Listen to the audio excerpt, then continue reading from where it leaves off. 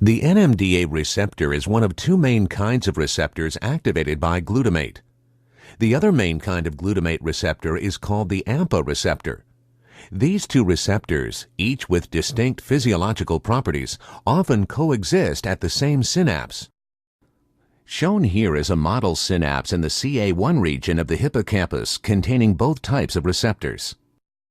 Weak electrical stimulation of the presynaptic neuron causes the release of glutamate from the axon terminal. This glutamate binds to both AMPA and NMDA receptors. Although both NMDA and AMPA receptors are permeable to sodium and potassium ions, weak stimulation normally activates only the AMPA receptors, resulting in a slight depolarization of the postsynaptic neuron. When glutamate binds to the NMDA receptor at slightly depolarized or resting membrane voltages, very few ions flow through the channel. This low conductance occurs because the pore of the channel is blocked by magnesium ions, which prevents other ions from passing freely through the channel. Under such conditions, the EPSP will be mediated entirely by the AMPA receptors.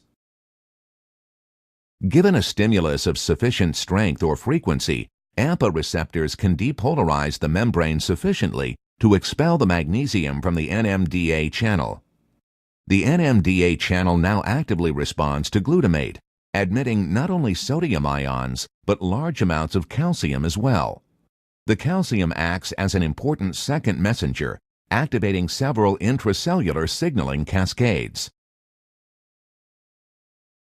For example, some calcium binds to calmodulin, and this complex in turn activates several protein kinases, including calcium calmodulin-dependent protein kinase or CAM kinase.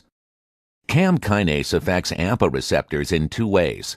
First, it phosphorylates AMPA receptors already present in the dendritic spine membrane, thereby increasing their conductance to sodium ions.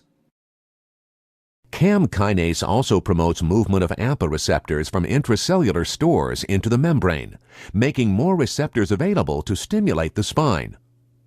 In addition to these postsynaptic effects, calcium may also facilitate the release of transmitter from the axon terminal via retrograde signals such as nitric oxide.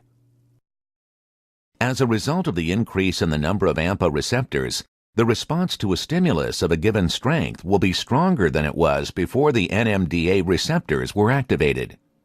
In this regard, the synapse is said to be enhanced, and this physiological change is thought to be one of the mechanisms underlying the expression of long-term potentiation or LTP.